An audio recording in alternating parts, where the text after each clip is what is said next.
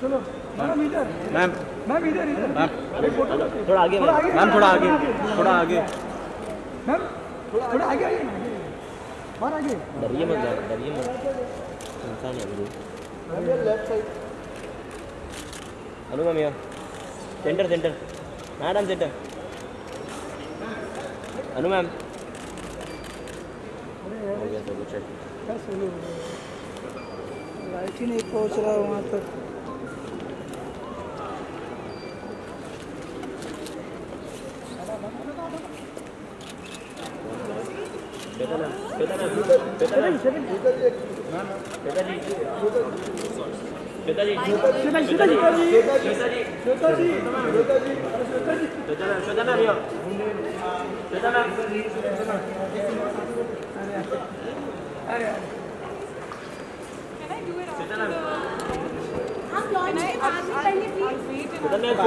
वो सारी फोटोज देखिए आपको नहीं है, आप लोग थोड़ा तो रिस्पेक्ट करिए ना please. She is requesting you, she yo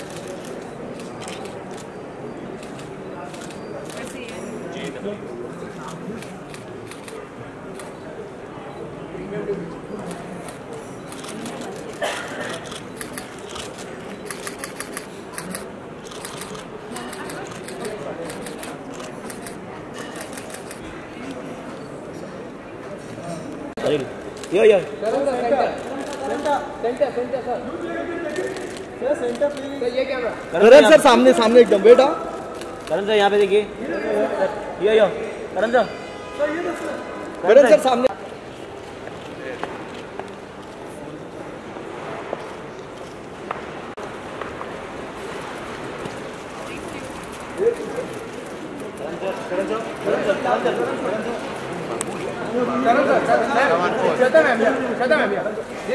sir इधर देखा ही नहीं।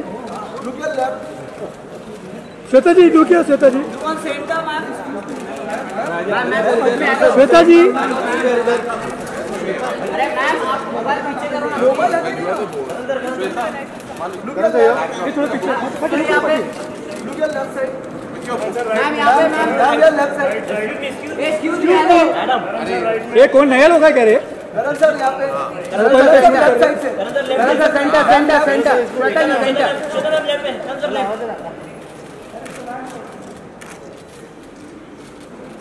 Thank you.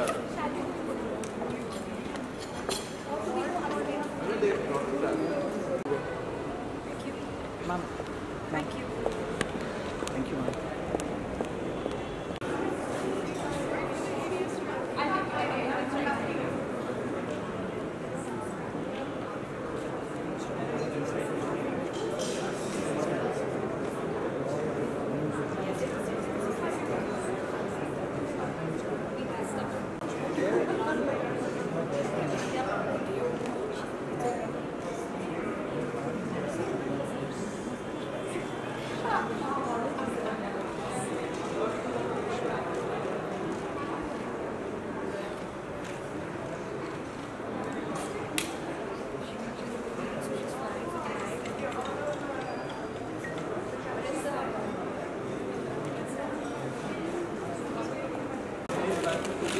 One more right.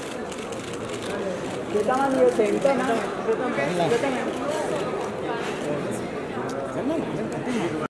हाथ धरो नीचे करो। निधि साइड हो जाओ, निधि साइड हो जाओ, Nidhi side, Parag side, Nidhi side. Sir sir sir sir photo दे सर, सर फोटो दे, फोटो सर सर एक second sir, sir sir sir sir sir हो जाए फोटो सर सर सर।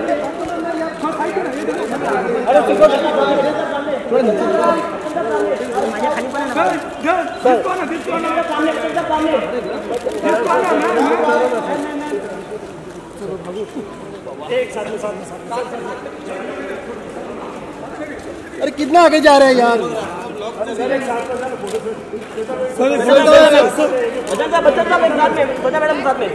अरे मागे आहे यार, एवढी जागा आहे यार. अरे पीछे रहो, पीछे दो सब लोग, पीछे पीछे आ जाओ. हाँ सर एक फोटो सर साथ में. अरे फ्लैश फ्लैश.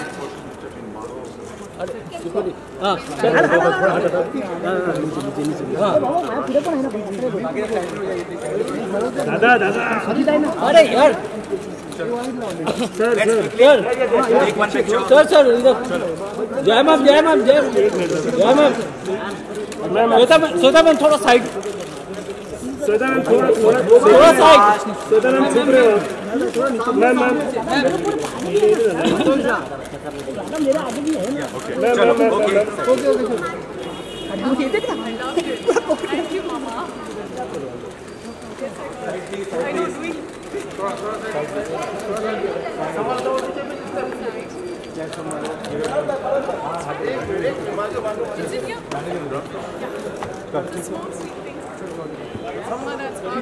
साइड हो जाओ धीरे. चल मेरे को लेना पड़ेगा.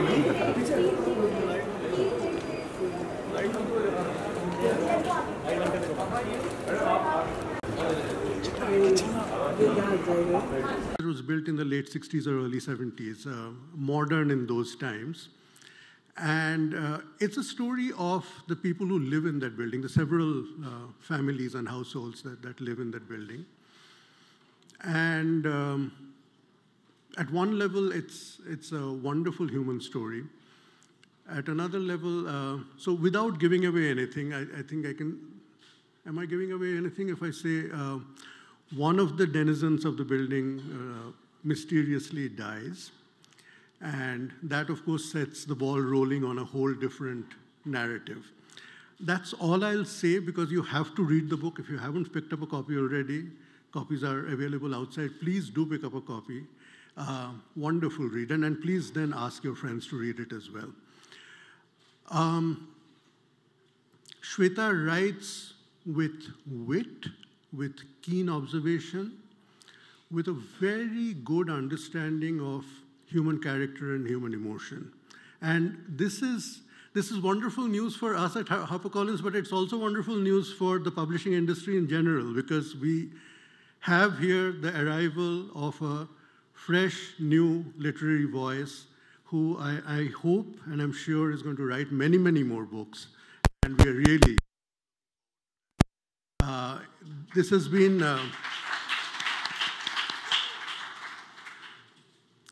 for all of us at Harper.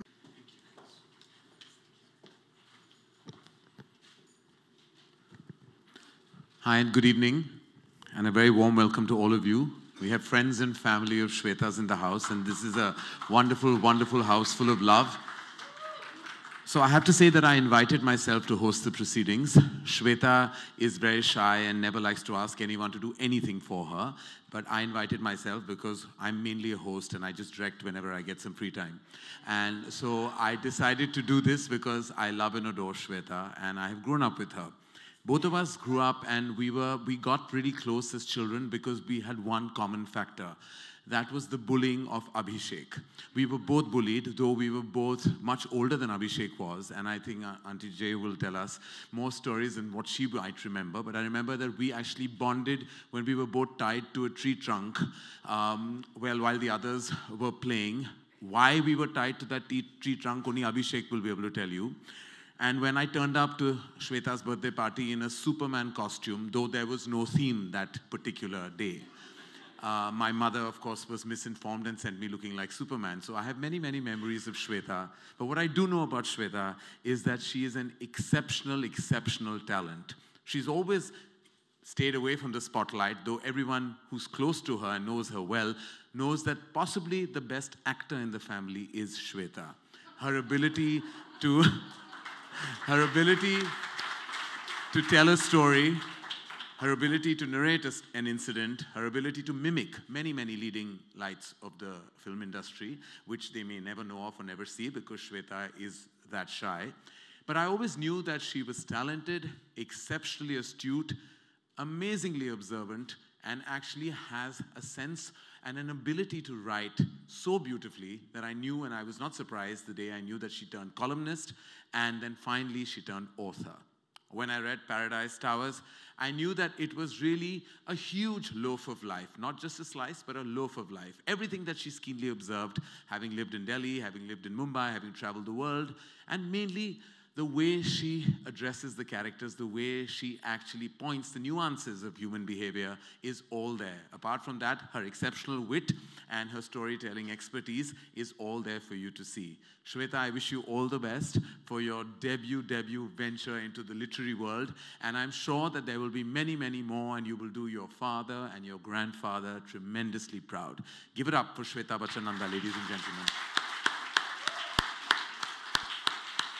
And of course, who better than her iconic and legendary parents to do the honors today? Both of them leading lights of the film fraternity, exceptional actors, exceptional entertainers, and possibly the most amazing people I know in the movies. They're like parents to me, and I'm very, very grateful to have known them in my growing years. Ladies and gentlemen, please welcome Sweta's parents, Mr. and Mrs. Amitabh Bachchan, Mrs. Jaya Bachchan, and Mr. Amitabh Bachchan on stage.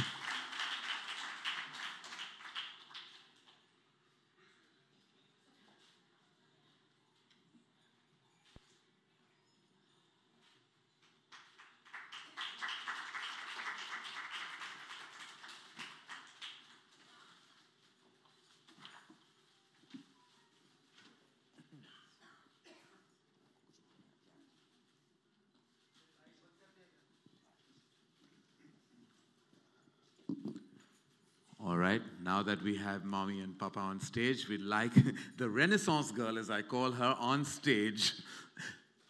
The spotlight is all yours. Yes, come.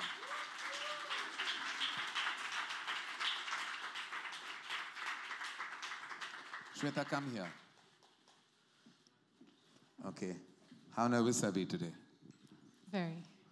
You have anything else to add to that one-word reply that you gave me, considering you're meant to be amazing with words? No, not right now. Not right now? All right, okay. Okay, we'd like to unveil the book, ladies and gentlemen, and for that, I would request Mr. and Mrs. Bachchan to please do the honors. Yes. It's there.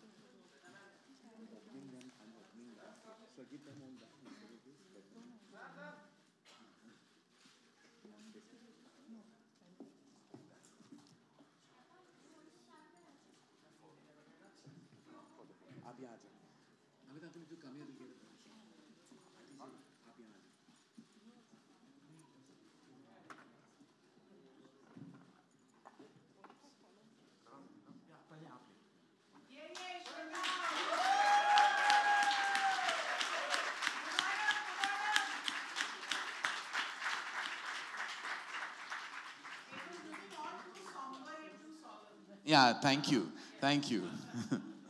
Well done, Shavana ji. We love you. Jayanti, I would love to ask you what you're feeling at this moment. She said, "Good Lord," before I gave you the mic. Good evening. Sorry for coming in late. Sorry, Sweta. Sorry, Karan. We got held very badly in traffic. I knew she would do this. Since she was a child, I knew she would someday write. Mother's instinct. What else? You just asked me one question. That's it. You have nothing else to add to that? You knew she would write. Mother's instinct, that totally we all knew she would write. In fact, I was hoping that one day she'll act, but that won't happen. I think that she's very inspired by your screenplay writing. Oh, me? Yes. Because the way you detail your characters, I think that's what she's done in this book.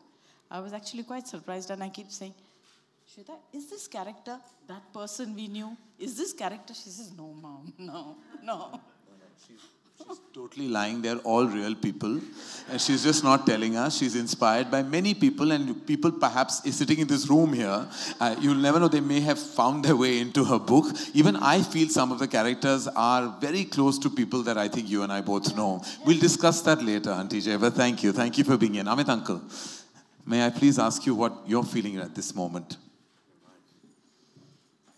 Thank you, ladies and gentlemen, for having us here.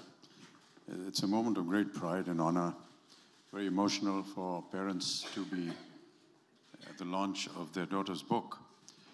As a father, I feel very privileged because she's my daughter, and daughters have a special place in my heart. I wish her all the very best. All I can say for the moment is I'd endorse what Karan said a little earlier on, that she really is the best actor in the family.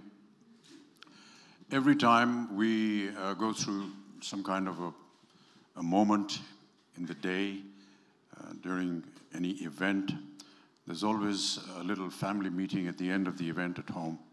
And she takes over and does a takeoff on everyone that was present there. I do look forward to this evening when she will do a takeoff on tonight's event. She's also very perceptive about observation, and I do rely on her many a times, as does the rest of the family, on many incidents that may happen within the city, within the home, within the country, within the world. She has an opinion. Many a times we discuss, I do, the outcome of a film that I may have done or a film that she may have seen. And I have to say that she's always been right. When she says that a film is going to do well, it does well. When she says it's not going to do well, it turns out exactly right. So many a times I have begun to share some of my scripts. I'm afraid I couldn't do many of them earlier on, and I want to be excused for that. But recently, though, she has been extremely helpful, very perceptive in giving me ideas and thoughts on what I was working on. I can only give you my love and my blessings, Sweta, and thank you so much, all of you, for being here today to encourage her to grow, not just as my daughter, but as a woman and as a lady. Thank you. Thank you.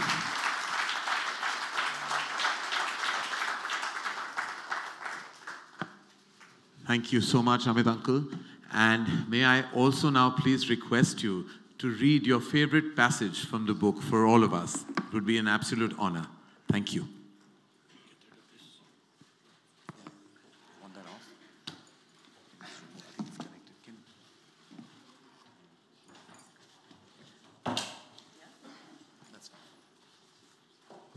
Sweta asked me to read certain portions of the book. She wanted me to read the prologue. I'll do a bit of that, and then a small portion inside the book as well. So in a leafy Mumbai suburb, on the very turn of a U-bend, stood the handsome structure of Paradise Towers, a residential building built in the late 60s as the last word in modern convenience. By modern, the builders meant that it had an elevator with a designated liftman and a garden that most bungalows would be envious of with its designated gardener. Over the years, other more modern and loftier structures came up in the area, dwarfing Paradise Towers. However, none could compete with its clean lines, meticulous planning, which kept it from flooding during the rains or its residents. The building stood a few meters from the beach, and depending on the time of day, it enjoyed either a balmy breeze or the stench of drying fish. The road it stood on was more a bylane that rarely saw any traffic besides the random vegetable vendor and fisherwoman who, with their baskets on their head, crossed over to their fishing village via the building twice a day. The facade of the building was vanilla white and got a new coat of paint every 5 years. On it was painted in bold brick red letters, Paradise Towers, vertically, with the S in the towers dangling just above the balcony on the first floor. That was another one of its unique features, whereas the buildings around Paradise Towers were painted steel grey. Their windows tinted black. Paradise Towers boasted a substantial balcony for every road-facing flat. It was a building law that the occupants were not allowed to hang their drawing on the balcony. So as the years went on, it retained its aesthetic appeal, while the places around it got cluttered and messy. The entrance was a wrought iron gate with arrowhead bars secured by a sickle lock mechanism. A smaller pedestrian gate was attached to it and was most often used by visitors and residents alike. A metal-sheeted guard's cabin stood outside the gate, though its inhabitant preferred to sit outside it on a folding chair, his register and desk fan jostling for space on a rickety stool in front of him. A wide concrete driveway led to the ground floor, where in the maze of pillars that defined the parking spots stood the elevator. A staircase, right by the lift, wound its way up the building, every even-numbered set of stairs being followed by a landing. The elevator was placed so that it divided every floor in two, with a flat on each side and a small lobby in front of it. The staircase also allowed access to each floor, and the substantial terrace, accessible to and all used by everyone for the drying of clothes, housing of water tanks, and the electrical room, and where all the staff gathered to moan about salaries and to gossip. Rarely in the spring, the building children would go up there to fly kites, but as the years wore on, the more modern modes of play were invented, the children lost interest. The flats were spacious and airy with large windows that let in the sunlight. They each had a small kitchen, staff quarter adjacent to it, and 2 bedrooms. The garden downstairs was lush and lined with bougainvillea creepers on the boundary wall, which spilled onto the road, shedding petals and carpeting the street pink. Well-tended flower beds with seasonal flowers ran all over the circumference of the garden, breaking only at its entrance, and a mud path ran alongside for those who wanted to walk. Palm trees flanked the driveway on one side, and there were talks of installing a water fountain, which was then scrapped in favor of leaving the driveway with a roundabout used for potted plants and a seating spot for the maids to keep an eye on their wards, who often played in the garden. The residents of Paradise Towers were an amenable bunch. They all interacted with each other, and the children were constantly in and out of one another's flats. The women had a committee which organized Diwali and Christmas parties yearly, and once even a 70th birthday party. They were fast friends and sworn enemies, but seldom any grave unpleasantness. Nothing dramatic ever happened at Paradise Towers, or so you might think. Of course, appearances can be very deceptive.